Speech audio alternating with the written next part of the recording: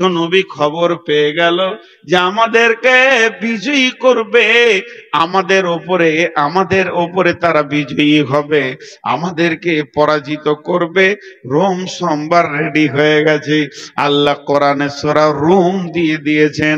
বিশ্ব নবী সৈন্যদেরকে বললেন, ও আল্লাহর গোলামের দল, ও আল্লাহর গোলামের দল, আলী রে, ওসমান রে, রে আবু বকর, কে আছো?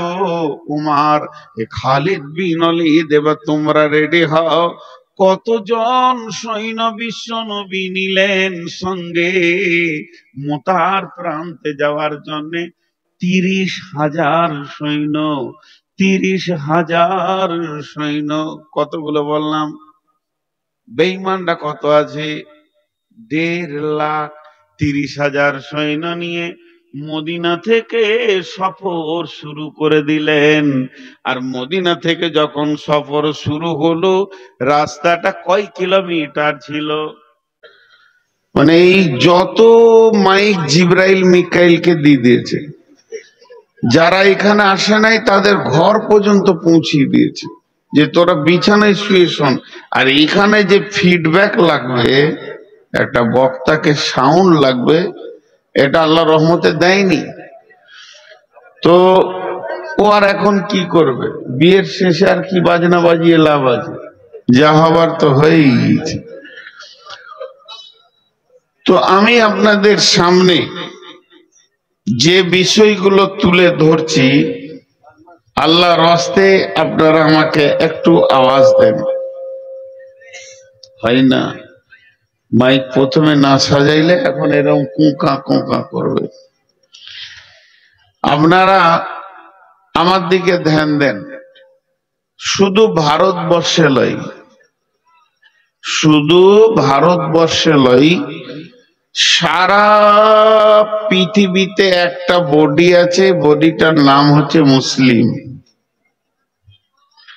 এই মুসলিম নামে বডিটা যেখানেই আছে, ভারতে হোক, বাংলাদেশে হোক, তারপরে ইসরায়েলে হোক, ইসরায়েলওয়ালা তো চালাচ্ছে, ফিলিস্তিনে হোক, যেখানেই হোক, এরা ভালো আছে না খারাপ আছে? কথা বলেন, ভালো না খারাপ? আমার কথা বুঝতে পারেননি। মুসলিম নামে বডিটা বর্তমানে কি অবস্থায় আছে? খারাপ অবস্থায় আছে। এই খারাপটা কেন? প্রথমে আমার শরীরটা খারাপ, আমার শরীর খারাপ কেন? ডাক্তার প্রথমে ওষুধ দেবে না, ইঞ্জেকশনও দেবে না, ল্যাবে পাঠাবে। ল্যাবে আপনি রক্ত দেবেন, রক্ত বলবে যে সুগার হয়েছে, জন্ডিস হয়েছে, রক্ত বলবে এর থাইরয়েড হয়েছে, কোলেস্ট্রল বেড়েছে, অ্যাপেন্ডিসাইড ইনফেকশন হয়েছে। যাই হোক, রিপোর্ট আপনাকে আগে করাতে হবে। রিপোর্ট যখন ঠিক হয়ে যাবে, তখন দেখবেন ডাক্তার আপনাকে ওষুধ লিখবে, ওই ওষুধ খাবেন, সুস্থ হয়ে যাবে। তাহলে সারা বিশ্বে মুসলিমদের অবস্থা খারাপ, এটা আমরা চোখে দেখতে পেয়েছি। একবার ফেসবুকটা খুললে আপনি 20খানা ঘটনা দেখতে পাবেন যে মুসলিমদের উপরে অত্যাচার চলছে কোথাও না কোথাও। কি নারীর ওপর, কি পুরুষের ওপর, কি বৃদ্ধর দাড়ি ধরে, কি মহিলাকে বেজ্জুতি করে, নানির বয়সের মেয়েকেও বেজ্জুতি করে, ইয়ং যুবতীদেরকে রেপ করে। এই যে চারিদিকে একটা জঘন্যতম ঘেরে আমাদেরকে ধরেছে, এই কালো মেঘটা এসেছে মুসলিম নামে গোষ্ঠীটার উপরে। এটা কেন? এই কেনটা আগে যতক্ষণ ল্যাবে দিয়ে আপনি না এর রিপোর্ট বের করতে পারবেন, ততক্ষণ পর্যন্ত হাজার ওষুধ খান, যেমন আছে তেমন থাকবে। তাহলে চলেন একবার চিন্তায় বসি। চিন্তায় বসবেন কাকে নিয়ে? কলেজের প্রিন্সিপাল তাইলেন, ইঞ্জিনিয়ার নেবেন তাই নেন, আর কাকে নেবেন? এইভাবে আপনি 20টা লোককে জমা করেন। আমি খুব গুরুত্বপূর্ণ কথা বলছি এবং যা বলবো তা কোরআন থেকে বলবো এবং হাদিস থেকে বলবো ইনশাআল্লাহ, নিয়ত করেছি। তো আপনি 20টা দামি দামি বুদ্ধিজীবী ট্যালেন্টেড যারা বড় বড় প্রাইজ প্রাপ্ত ব্রেনিয়ান মুসলিম ছেলেকে নিয়ে একটা গোল টেবিল করেন। একজন উঠবে, 10 মিনিট করে বক্তব্য রাখবে। তার বক্তব্যের বিষয় থাকবে যে মুসলমানদের অবস্থা এত খারাপ কেন। একজন উঠলো, উঠে বলল এটা বিজেপির চাল, টোটাল বক্তব্যে। একজন উঠলো, এটা শিবসেনার চাল। আর একজন উঠলো, এটা RSS এর চাল। আর একজন উঠলো, সে বলল মমতাও ভালো নয়, এরও চাল। এই বিভিন্ন রকম চাল বলে সবাই বসে গেল। এরই ভিতরে একজন আলিম আছেন, বিখ্যাত আলিম। আপনাদেরকে বোঝানোর জন্য বলছি, মনে করেন মদিনা ভার্সিটির প্রিন্সিপালকে নেওয়া হয়েছে, দিগ্গজ পণ্ডিত। তিনি উঠলেন, তিনি এবার বলছেন এটা কারো চাল নয়, কারো চাল নয়, কারো চাল নয়, মুসলমানদের আমলের ফল। লোককে দোষ দেবেন কেন? আমি কয়দিন আগে এই কথাই বলেছিলাম, আমি এগুলো বরদাস্ত করতে পারি না। যে বঙ্কিমচন্দ্র এই বিয়ে করেছে, রবীন্দ্রনাথ এই বিয়ে করেছে, ওদেরকে দিয়ে ইসলামকে বোঝাতে হবে? ইসলাম ওদের মুখোপেক্ষী হয়ে বসে আছে? ইসলাম তো সর্ব ঊর্ধ্বে।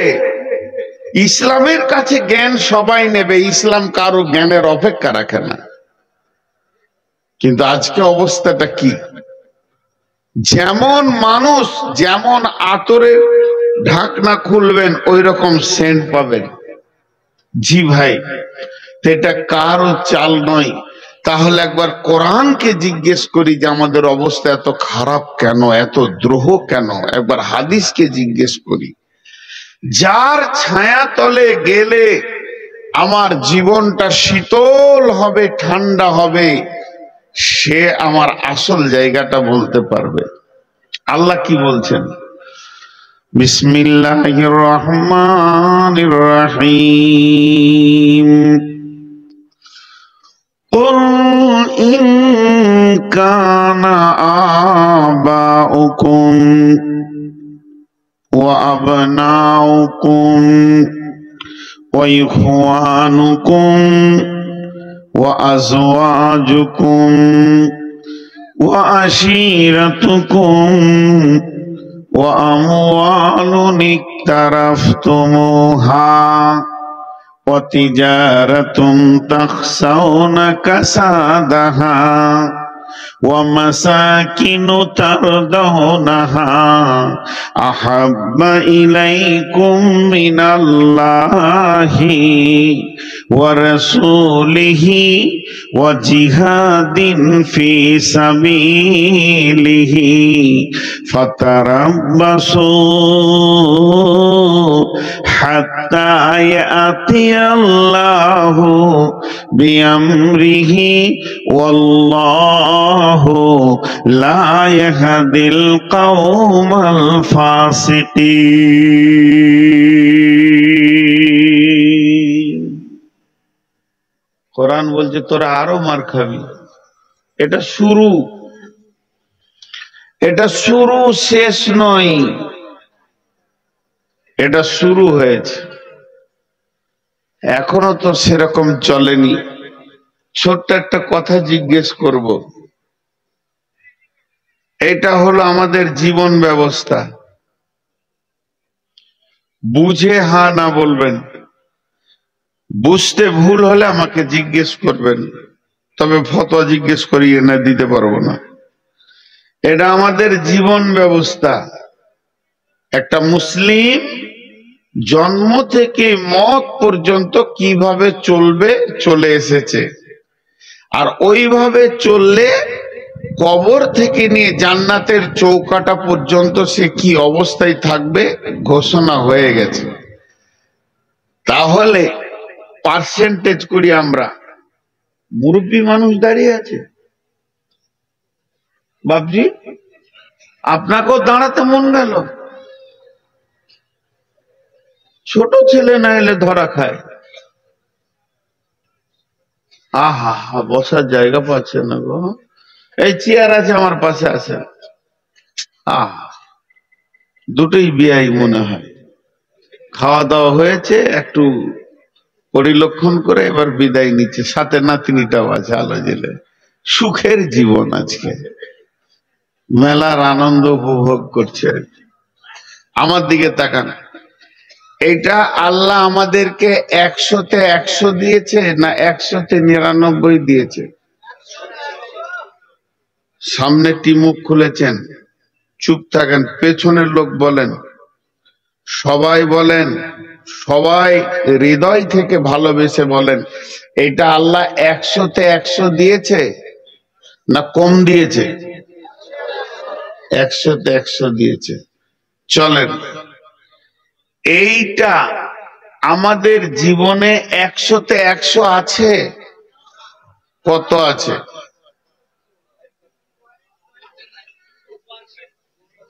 কেউ বলেছে 2, কেউ বলেছে 0.5, কেউ বলেছে 5। জি ভাই, মাঠটা কেন খেঁচি এবার বুঝতে পেরেছেন? এর ছায়া তলে থাক, তোর গায়ে কেউ হাত দিবে না, আমি দেখে নিব। ছায়া থেকে সরে যাবি, হাজি ভাই ছাতার ভিতরে নাই, গা ভিজছে। তো বলছি গা কেন ভিজছে? বলে রবীন্দ্রনাথ পানি ঢেলে দিয়েছে। মাথার খুঁজে পেছে না এরা কোথা থেকে কি হবে। জি, 100-তে 100 দিয়েছে। আমাদের কাছে আছে কত? 0.5% বলেছেন, আমি পয়েন্ট বলছি না, মনে করেন 2%ই আছে। তাহলে নাই কত? জোরে বলেন, নাই কত? বর্তমানে মুসলিম সারা বিশ্বে কত আছে বলেন? 200 কোটি। তো 200 কোটির মধ্যে তাহলে হতে হয় 58-কে 2 দিয়ে গুণ করেন, কত হবে? 200 কোটির মধ্যে 2 2 4 বাদ যাবে, তাহলে 1,96,00,000 মানুষের উপরে অত্যাচার হওয়া উচিত। এতগুলো সরে গেছে এখান থেকে, চলছে মাত্র 1.2 পয়েন্টের উপরে। এখন আল্লাহর দয়া আছে, এখন আল্লাহর দয়া আছে। আল্লাহ তাবারাক ওয়া তাআলা বলেন, শুনেলে তোদের উপরে অত্যাচার কখন চলবে, তখন তোরা কারোর দিকে আঙুল তুলে দোষ দিবি না, কোন রাজনৈতিক দলকে দোষ দিবি না। তোরা নিজেরা নিজেদের লিকটাকে মারার চেষ্টা কর। তোর গাড়ির পাংচার হয়েছে, দেশওয়ালাকে দোষ দিলে হবে না। তুমি তো বলছো ভারতবর্ষে ইসলাম কায়েম করব, তোমার 3.5 হাত বডিতে ইসলাম নাই। এখানে যতগুলি মানুষ বসে আছে, গোটা দেশে ইসলাম কায়েম করতে হবে না।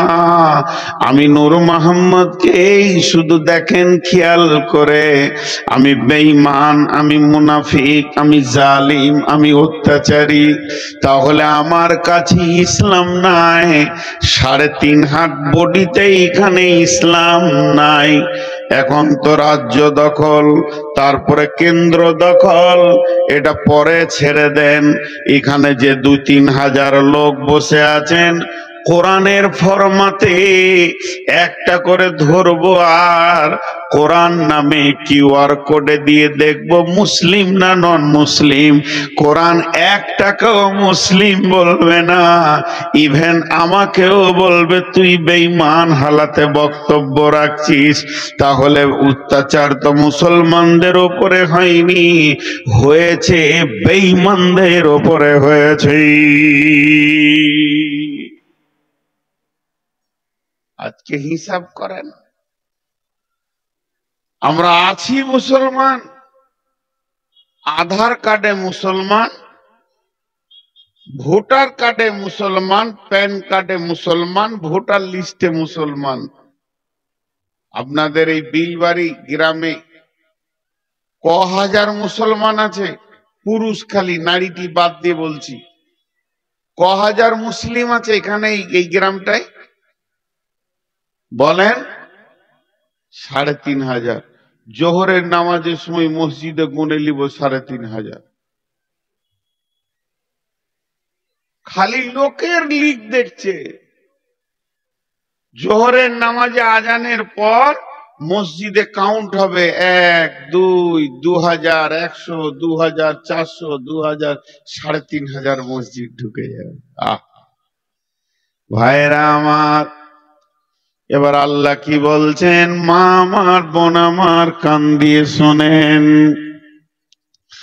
কুল ইন কানা আবাউকুম ওয়া আবনাউকুম ওয়া ইখওয়ানুকুম ওয়া আজওয়াজুকুম ওয়া আশীরাতুকুম ওয়া আমওয়ালুন ইকতারাফতুমুহা ওয়া তিজারাতুন তাখশাউনা কাসাদাহা ওয়া মাসাকিনু তারদাউনাহা। আমার আল্লাহ বলছেন, যখন তোদের ৮টা জিনিসের উপরে মহব্বত বেড়ে যাবে ৩টের তুলনায়, সেই ৮টাকে বাপের মহব্বত, ভাইয়ের মহব্বত, সন্তানের মহব্বত, বিবির মহব্বত, বন্ধুর মহব্বত, সঞ্চিত মালের মহব্বত, ব্যবসা বাণিজ্য চাকরি বাকরির মহব্বত, এবং যে অট্টালিকাটা তুমি বানিয়েছ এই ঘরটির মহব্বত যখন তোমার বেড়ে যাবে, এই ৮টার মহব্বতে তখন তুমি পাগল হয়ে থাকবে। এই ৮টার মহব্বতে তোমার সূর্য উঠবে ডুববে, তুমি আনন্দে আত্মহারা হয়ে যাবে। তোমার কাছ থেকে ৩টে মহব্বত বেরিয়ে চলে যাবে। ৩টে তোমার মুখের দাবি থাকবে কিন্তু মহব্বত থাকবে না। সেই ৩টে কি? আহাব্বা ইলাইকুম মিনাল্লাহ, আল্লাহর মহব্বত তোমার দিল থেকে চলে যাবে। আমার আল্লাহ সকাল বিকাল তোমাকে ১০ বার ডাকবে, হাইয়া আলাস সালাহ, তুমি তখন আসবে না। হাইয়া আলাল ফালাহ, এসো তুমি এখানে নিষ্কৃতি নিয়ে যাও। তোমাকে মারবে না, বজরং মারবে না, শিবসেনা মারবে না। আমার অফিসে এসো, আমি রব তোমাদেরকে ডেকেছি। তখন তুমি চায়ের দোকানে থাকবে, তাসের আড্ডাতে থাকবে, তখন তুমি জুয়ার আড্ডাতে থাকবে। আল্লাহর ডাকে সাড়া দিবে না, আল্লাহ তোমার উপরে নারাজ হয়ে যাবে। ওয়া রাসূলিহি, আমার রসুলের উপরে তোমাদের নফরত কত হবে।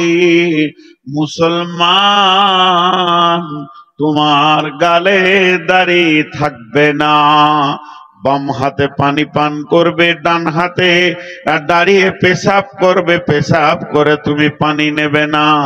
মুসলমান, তোমার কাছ থেকে রসুলও বিদায় নিয়ে নেবে। আর ওয়া জিহাদিন ফি সাবিলিহি, আল্লাহর রাস্তায় বেরিয়ে আল্লাহর দ্বীনকে প্রতিষ্ঠিত করার চিন্তা তোমার থাকবে না। বিশ্বনবী বলে গেছেন, তুআল্লিম উকিমা লিগাইরি দিন, এমন একটা দিন আসবে মুসলমানরা যেদিন মার খাবে, সেদিন কোরআনের মতো নিয়ামতের শিক্ষাটাকে তুচ্ছ করে দিয়ে ফিকিরির জায়গায় রেখে দেবে। আর ইংরেজি বাংলার বড় বড় মিশনগুলোর পেছনে বাপরা দৌড়বে সন্তানকে দেওয়ার জন্যে। আমার কোরআন ভিখারির মতো মসজিদে পড়ে থাকবে। ওই দিন তোমাদের পিঠের চামড়াগুলো কাঁচা তুলবে শিবসিনাতে বজরঙ্গে, আর তোমরা অঝর নয়নে কাঁদবে। আমি আল্লাহ দর্শকের ভূমিকা পালন করব, এতটুকু আমার কাছ থেকে তোমরা হেল্প পাবে না। তার কারণ হচ্ছে তোমার সঙ্গে আমার তালাক ঘটে গেছে। তুমি আমি তুমি কোনো দায়িত্ব নাই।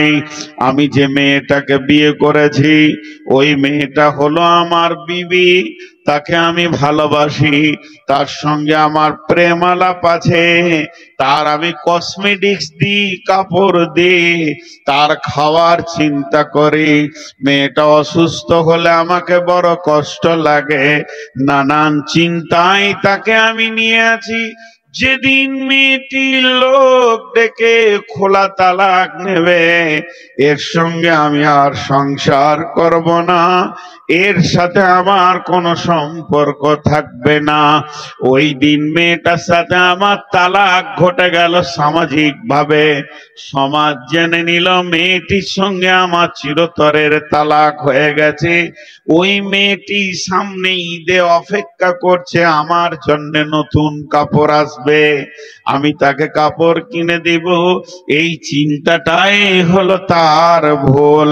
বিশ্ব নবী বলছেন, মাঝেরে মান তারাকা সলাতা মাকতুবাতান মুতাআম্মিদান ফাকাদ বারিয়াত মান মিনহু জিম্মাতুল্লাহি লা তাতরুকান্না সলাতা মাকতুবাতান মুতাআম্মিদান ফাইন্না মান তারাকা সলাতা মাকতুবাতান মুতাআম্মিদান ফাকাদ বারিয়াত মিনহু জিম্মাতুল্লাহি।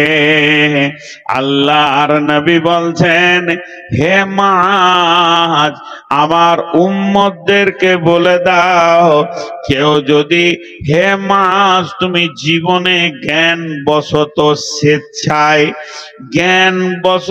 স্বেচ্ছায় এক ওয়াক্ত নামাজ কামাই করবে না, এক ওয়াক্ত নামাজ ছেড়ে দেবে না।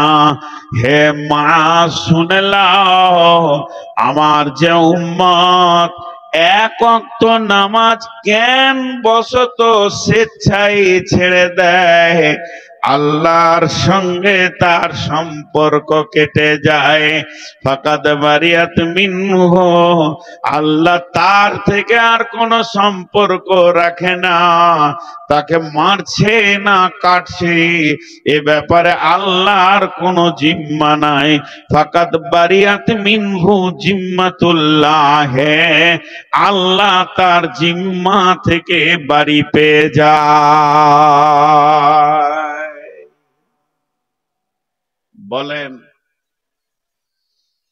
আমাকে একজন হাজী সাহেব প্রশ্ন করেছিলেন, নাম বললে জিজ্ঞেস করে বুঝতে পেরে যাবেন। বিখ্যাত হাজী, পশ্চিমবঙ্গে এমন কোন নাই যার নাম জানে না মানুষ।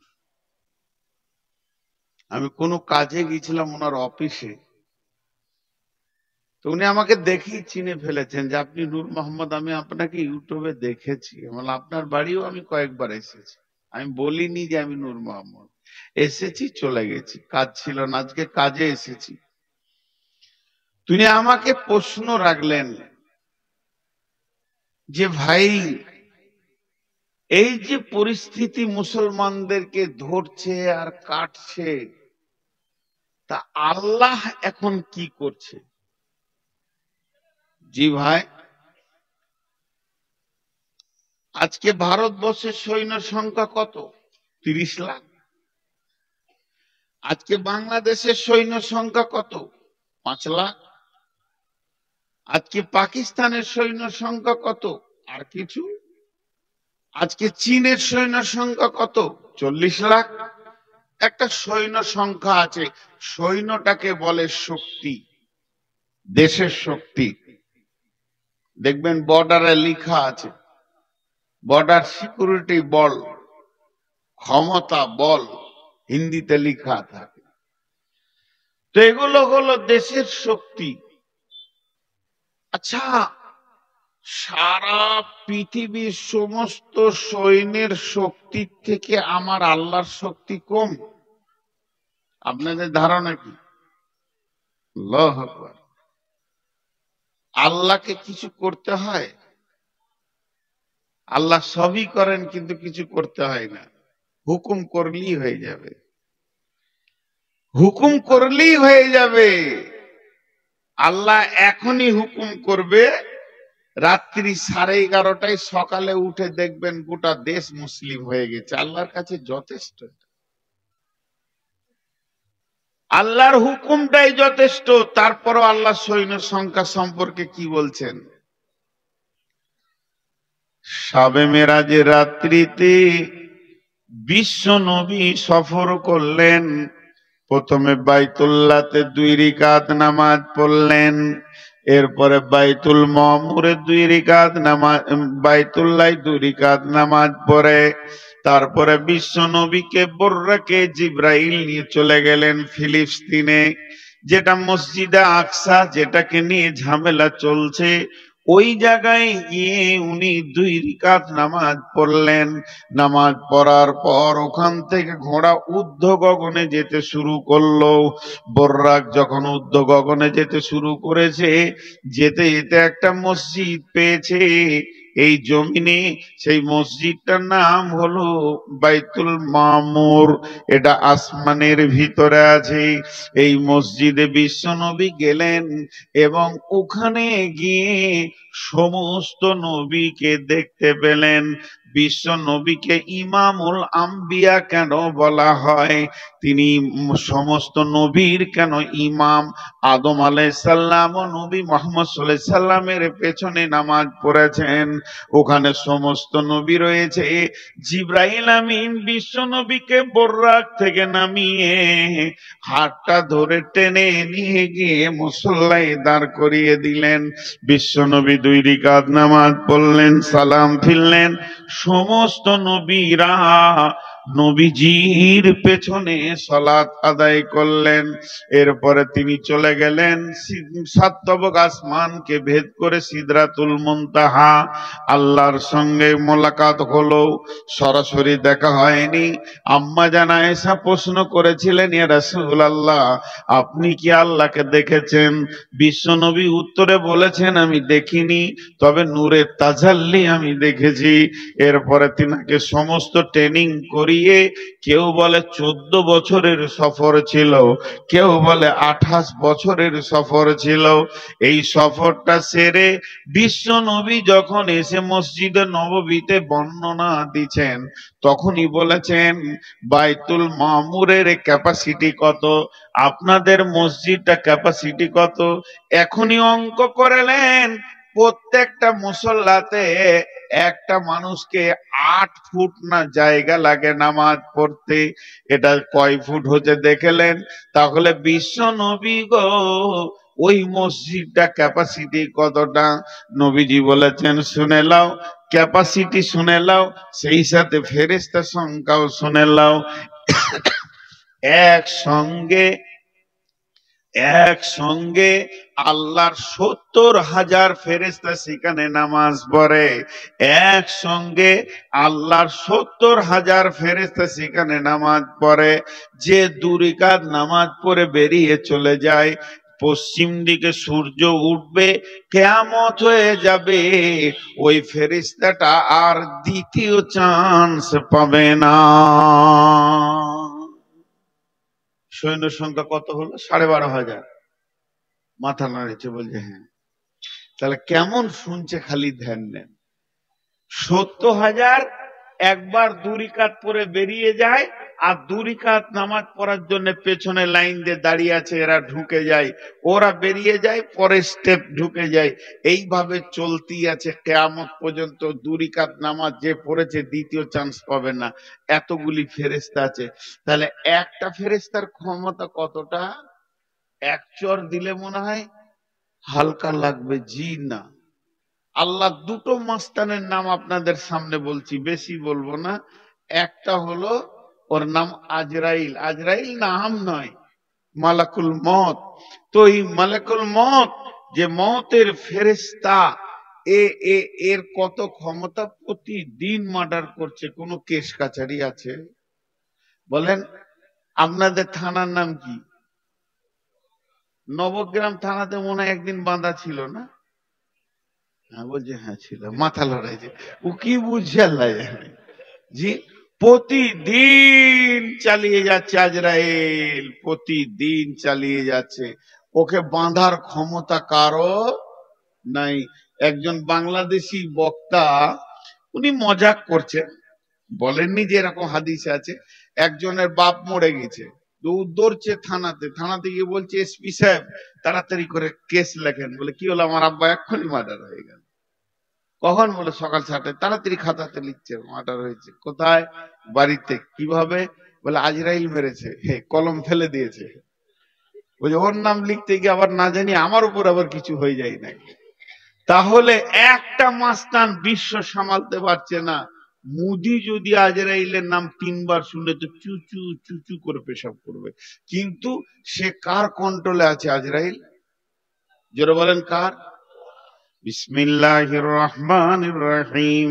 ওয়া নুফিকা ফিস সূরি ফাসাইকা মান ফিস সামাওয়াতি ওয়া মান ফিল আরদি। আল্লাহর আর একটা সৈন্যর নাম হলো ইসরাফিল। ইসরাফিল সুর ফুঁকে দেবে। ভারত কেন, রাম মন্দির কেন, আর জগন্নাথ মন্দির কেন, আর কি মসজিদ কেন, মন্দির কেন, পৃথিবীটা ময়দান বানিয়ে দেবে। আল্লাহ তো দূরের কথা, আল্লাহকে এখন জমার খাতায় রেখে দিলাম। আমার আল্লাহকে হাত লাগাতে হবে না, আমার আল্লাহ তার হাতকে নাপাক করবেন না, তিনি গোটাই পবিত্র পবিত্র থাকবেন। একটা হুকুম মেরে দেবে ইসরাফিলকে, বিশ্বটাকে ধ্বংস করে দেবে। এই রকম ক্ষমতা নিয়ে তিনি বসে রয়েছেন গদিতে, আর আমরা হলাম তার পা চাটা গোলাম, আর আমাদেরকে কাটা হচ্ছে। তাহলে আমাদের মালিক এখন কি করছে? নিশ্চয় মালিকের সঙ্গে সম্পর্ক কেটে গেছে। এই জায়গাটা যদি কেউ রিপেয়ার করে নিতে পারে, আল্লাহ তাবারাক ওয়া তাআলা সূরা নূরের মধ্যে বলছেন, বিসমিল্লাহির রহমানির রহিম। ওয়াদাল্লাহুল্লাযীনা আমানু মিনকুম ওয়া আমিলুস সলিহাতি লা ইস্তাখলিফান্নাহুম ফিল আরদি কামা ইস্তাখলাফাল্লাযীনা মিন ক্বাবলিকুম। আরেকবার বলছি, বিসমিল্লাহির রহমানির রহিম। ওয়াদাল্লাহুল্লাযীনা আমানু মিনকুম ওয়া আমিলুস সলিহাতি লা ইস্তাখলাফাল্লাযীনা মিনকুম কামা ইস্তাখলাফাল্লাযীনা। এবার আমি বলছি, সূরা নূরে চলে যাবেন, 55 নম্বর আয়াতটা খুলবেন। আল্লাহ কি বলছেন? ওয়াদাল্লাহুল্লাযীনা আমানু মিনকুম ওয়া আমিলুস সলিহাতি লা ইস্তাখলিফান্নাহুম ফিল আরদি কামা ইস্তাখলাফাল্লাযীনা মিন ক্বাবলিকুম। আল্লাহ তাবারাক ওয়া তাআলা বলছেন, আমি ওয়াদা করছি রে সারা বিশ্বের মুসলমান, আমার ওয়াদাটা শুনেলে তোরা ঈমান আন। ঈমান আনার পর আমার ভালো আমলের ভিতরে তোরা ঢুকে যা। যখন তোরা আমাকে রাজি করে নিবি, আর আমি যখন রাজি হয়ে যাব, সারা বিশ্বটাকে তোদের হাতে তুলে দিব, তোরা শাসন করবি, তোদের অধীনস্থে বাকি জাতিগুলো শাসিত হবে। কেমন করে শাসন করবি আর কেমন করে শাসিত হবে একবার ভেবে দেখ। ইতিহাসের দিকে পেছন দিকে হাঁটতে হাঁটতে চলে যা, সাহাবীরা কিভাবে শাসন করেছে। ১.৫ লক্ষ বেঈমান, একটা নয়, দুটা নয়, তিনটা নয়।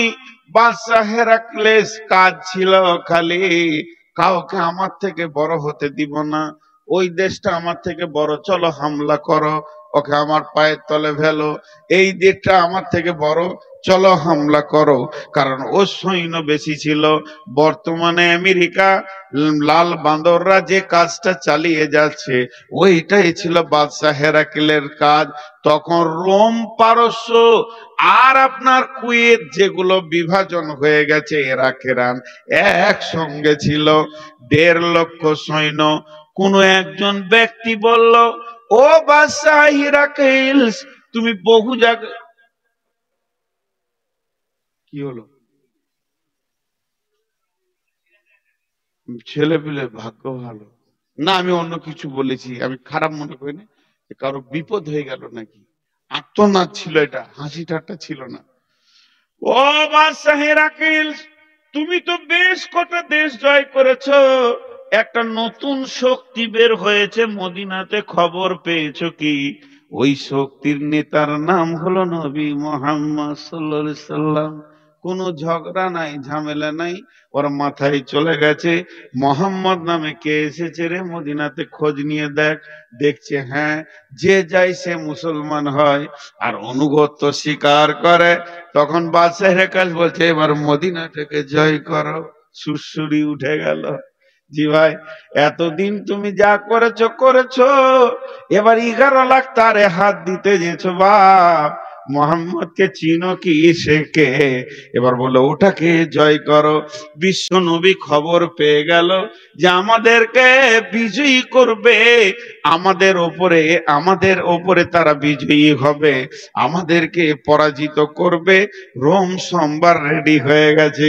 আল্লাহ কোরআনে সূরা রুম দিয়ে দিয়েছেন। বিশ্ব নবী সৈন্যদেরকে বললেন, ও আল্লাহর গোলামের দল, ও আল্লাহর গোলামের দল, আলী রে, ওসমান রে, রে আবু বকর, কে আছো? উমার, এ খালিদ বিন ওলীদ, এবার তোমরা রেডি হও। কতজন সৈন্য বিশ্ব নবী নিলেন সঙ্গে মুতার প্রান্তে যাওয়ার জন্য? ৩০,০০০ সৈন্য। ৩০,০০০ সৈন্য। কতগুলো বললাম? বেঈমানরা কত আছে? ১.৫ লাখ। ৩০,০০০ সৈন্য নিয়ে মদিনা থেকে সফর শুরু করে দিলেন। আর মদিনা থেকে যখন সফর শুরু হলো, রাস্তাটা কয় কিলোমিটার ছিল? জি বলেন, কে বলতে পারবে?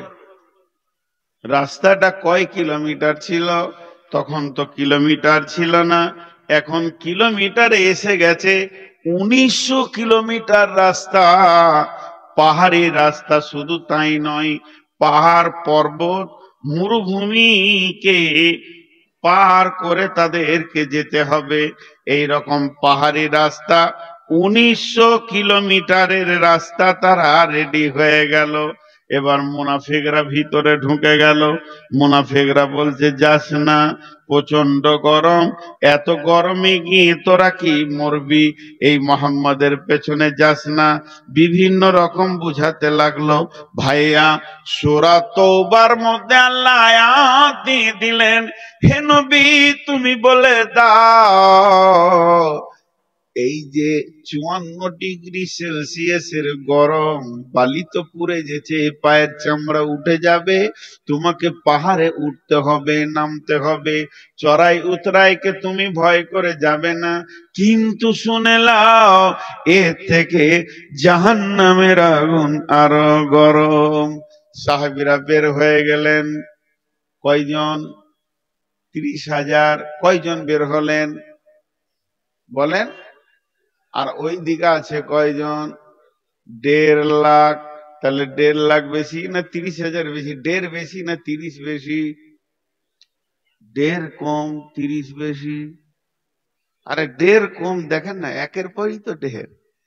1.5 লাখ সৈন্য নিয়ে ময়দানে যখন হাজির বিশ্ব নবী, একবার আল্লাহর মুজাহিদদের দিকে এরকম করে নজর ফিরিয়ে দেখলেন, সৈন্য যেন সব রেডি হয়ে আছে। তারপরও বিশ্ব নবীর মুখটা বড় ভারাক্রান্ত হয়ে গেছিল যে আমার আল্লাহর গোলামেরা, আল্লাহর মুজাহিদেরা আজকে কি ইসলামের পতাকা তুলবে না ইসলাম আজকে মিটে যাবে? এই কথা বললেন। মনে মনে ভাবছেন, আল্লাহর কাছে হাত দুটি তুলে দিয়ে বললেন, রব্বানা, হে আমাদের রব, আনসুরনা, তুমি আমাদেরকে সাহায্য করো, আলাল কওমিল কাফিরিন। চেহারাটা একটু ছাপ করেছে, চিন্তা চিন্তা ছাপ। হযরত উমর কে বলছেন, ইয়া রাসূলুল্লাহ, ইয়া হাবিবাল্লাহ, আপনি কি কোনো টেনশন করছেন নাকি? হযরত উমরকে বিশ্বনবী বলে ফেলেন, উমর রে, আজকে তোমার কি মনে হয়? হযরত উমর বলেন, ইয়া রাসূলুল্লাহ, বিজয়ী তুলব ইনশাআল্লাহ, ইসলামের পতাকা রোমের মাটিতে গেড়ে দিয়ে চলে যাব, রোম আজকে আমাদের হাতে আসবে। হযরত উমরের কথাটা শুনে বিশ্বনবী বললেন, উমর রে, ছাগলের সঙ্গে বাঘের যুদ্ধ হচ্ছে। 30টা তোমরা দাঁড়িয়ে আছো 30,000, ওরা দাঁড়িয়ে আছে 1.5 লক্ষ। বিশ্বনবীকে তখন আনন্দ দেওয়ার জন্য উমর বলছেন, ইয়া রাসূলুল্লাহ, 30,000 সৈন্যকে আপনি রেস্ট করতে বলেন ওদেরকে তাবুতে, আমাকে একাই ছেড়ে দেন, 1.5 লাখে ঘর পাঠিয়ে দিছি। নবীজি বললেন, উমর রে, এত সাহস তুমি কিলে কেমন করে পেলে? হযরত উমর উত্তর দিলেন, ইয়া রাসূলুল্লাহ, আপনি বলেছেন যার দিলে আল্লাহ আছে তার দিলটা হলো জীবিত, আর যার দিলে আল্লাহ নাই সে হলো মুর্দা। আমি উমর একাই জীবিত, 1.5 লক্ষ মুর্দা দাঁড়িয়ে আছে আমাদের সামনে। একটা বাঘের মতো হুঙ্কার মারবো, ময়দান ছেড়ে দিয়ে এক বাঘ 1.5 লক্ষ ভেড়ার জন্য যথেষ্ট, ময়দান ছেড়ে দিয়ে চলে যাবে। যখন তুমুল যুদ্ধ মহড়া শুরু হয়ে গেল, বন্ধুরে, আল্লাহ কোরআনে দিলেন গুলিবাতির রোম।